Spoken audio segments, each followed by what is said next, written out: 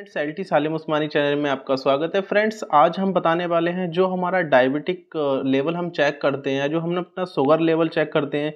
जैसे कि last video में मैंने आपको बताया था, जो हमारा बायोकेमिस्ट्री लैब में हम कैसे अपना शुगर चेक करते हैं, कितना रिएजेंट लेते हैं और हमें कितना ग्लूकोज जो हमारा प्लाज्मा है वो लेना है, उन सब के बारे में। तो आज हम देखते हैं, जैसे कुछ डायबिटिक पेशेंट हैं, उन्होंने मशीन परचेज कर ली है, वो अपने घर पे ही अपनी शुगर चेक करना चाहते हैं, लेकिन कभी कभी उनको दिक्कत आती है कि कैसे स्टेप लगाएं, कैसे ब्लड लेना है।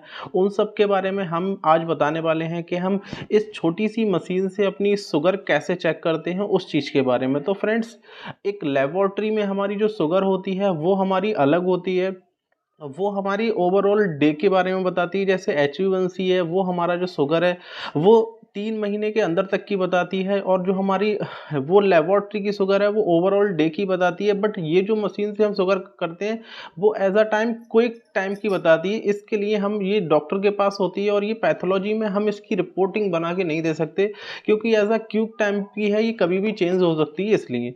तो सबसे पहले हम जानते हैं जो शुगर की नॉर्मल रेंज है वो क्या है। शुगर की अगर हम खाली पेट चेक कराते हैं तो खाली पेट की जो नॉर्मल रेंज है वो हमारी 90 से 110 तक होना चाहिए, या 80 से 110 तक होना चाहिए। ये अलग अलग लेबोरेटरी के अकॉर्डिंग ऊपर नीचे होती रहती है। फिर हम बात करते हैं खाना खाने के बाद जो 2 घंटे की शुगर करते हैं उसकी नॉर्मल रेंज क्या होना चाहिए। तो खाना खाने के बाद अगर हम 2 घंटे के बाद करते हैं तो उसकी 80 से 140 तक होना चाहिए। अगर इससे ऊपर है तो पेशेंट को हम कह सकते हैं वो डायबिटिक है। या फिर एक होती है हमारी random blood sugar. Random blood sugar की अगर हम नॉर्मल रेंज की बात करें तो वो भी हमारी 80 से 140 तक उसकी नॉर्मल रेंज होती है। तो फ्रेंड्स, ये हमारी नॉर्मल रेंज होती है, और जो हम इस मशीन से चेक करते हैं तो इसकी जो हमारी नॉर्मल रेंज है वो हमारी जो डायबिटिक पेशेंट है तो उनकी काफ़ी हाई चली जाती है, जैसे 300 है, 400 है, 500। लेकिन जो हम इस मशीन से करते हैं वो हम रैंडम टेस्ट करते हैं, उसकी हम नॉर्मल रेंज की बात करें तो एज अ 160 तक हम कह सकते हैं। 160 या 140 150 तक पेशेंट की नॉर्मल है। अगर इससे ऊपर जा रही है तो पेशेंट डायबिटिक है। तो फ्रेंड्स, फिर हम बताते हैं इसकी जो हम टेस्ट करेंगे इसकी रिक्वायरमेंट के लिए हमें क्या क्या जरूरत पड़ेगी। हमें एक मशीन की ज़रूरत है और एक स्टिप की ज़रूरत है। फिर जो हमारा एक जो हम फिंगर में प्रिक करने वाले हैं जिससे हमारा ब्लड आएगा, उसकी हमें ये एक प्रिकर की ज़रूरत है। इसके बाद हमारा एक स्पिरिट सॉप है जो हमारा 70% अल्कोहल से होता है, उस स्पिरिट सॉप का हमें यूज़ करना है। ठीक, ये हमारी रिक्वायरमेंट है। और हमने एक पेशेंट के साथ आज हम टेस्ट करके आपको लाइव टेस्ट दिखाने वाले हैं कि कैसे हम अपनी शुगर का जो टेस्ट है वो कर सकते हैं।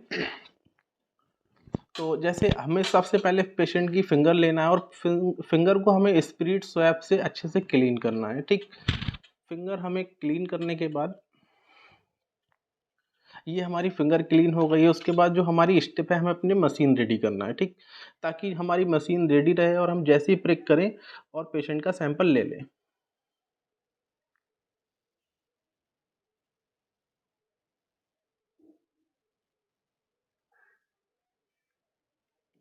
इस तरीके से हमारी जो स्टेप है हम इसको इन करते हैं। जैसे अभी हमारा जो यहाँ पे आ गया, ये ब्लड मांग रही है कि जो हमारी मशीन है वो रेडी है।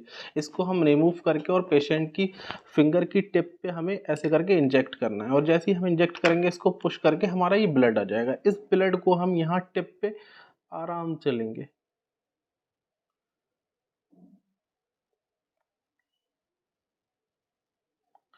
जो हमारा मतलब जो उसके बाद सैंपल लेने के बाद सबसे पहले हमें ड्राई कॉटन पेशेंट की फिंगर को देना है, जिससे पेशेंट अपनी ड्राई कॉटन से कवर कर लेंगे। उसके बाद जब हम अगर इस डायबिटिक लेवल देखें तो अभी जो पेशेंट का लेवल आ रहा है वो 198 आ रहा है, यानी कि पेशेंट का जो शुगर है वो 200 हम मान सकते हैं, 198 आ रहा है। तो इसका मतलब जो पेशेंट है ये एक डायबिटिक पेशेंट है। अगर इनका नॉर्मल रेंज जो है वो 140 या 135 या 130 तक आता, तब हम मान सकते थे पेशेंट को डायबिटिक नहीं है। लेकिन अभी इनका जो शुगर लेवल है वो 198 आ रहा है। इसका मतलब पेशेंट का जो शुगर लेवल है काफ़ी हाई है, और पेशेंट का जो प्रीवियस हिस्ट्री हो गई तो कुछ ना कुछ इनका जो हिस्ट्री है वो डायबिटिक कंडीशन की तरफ जा रहा है। तो अगर आपका भी ऐसा लेवल हाई जा रहा है तो आप भी उस चीज़ के लिए डॉक्टर से कंसल्ट करें, और इस तरीके से हम अपनी एक मशीन से शुगर लेवल चेक कर सकते हैं। इस तरीके से हमें स्टेप लगाना है, और स्टेप लगाना से बहुत ही ईजिली होता है, लेकिन बहुत आराम से लगाएं। अगर थोड़ी सी भी स्टेप गलत हो जाती है तो हमारी जो रीडिंग है वो नहीं आ पाती है, और हमारा एरर आ जाता है मशीन में। इसलिए इन सब चीज़ों का हमें ध्यान रखना है और अच्छे से अपने ग्लव्स यूज़ करना है, प्रोटेक्शन करना है, क्योंकि क्या पता पेशेंट का जो ब्लड है वो किस चीज़ का है, इसलिए हमें अपने आप को भी प्रोटेक्शन करना है। और जो ये हमारी स्टेप होगी इसको अच्छे से रिमूव करने के बाद हमें प्रॉपर्ली डिस्कार्ड करना है, जिससे कि हमारी जैसे मशीन में यहाँ पे एक डिस्कार्ड करने के लिए स्विच होता है, जैसे ही हम इसको आगे करते हैं हमारी स्टेप बाहर आ जाती है। तो इसको हमें अपने बायोमेडिकल वेस्ट में प्रॉपर डिस्कार्ड करना है, जिससे जो हमारे इन्फेक्शन के चांसेस हो कम हो। तो फ्रेंड्स, आई होप आपको इस छोटी सी मशीन से शुगर का टेस्ट करना आ गया होगा। तो ज़्यादा से ज़्यादा मेरी वीडियो को सपोर्ट कीजिए और लाइक कीजिए फ्रेंड्स। आने वाले सारे मेडिकल से रिलेटेड अपडेट आपको इस चैनल पर मिलते रहेंगे। Thanks for watching.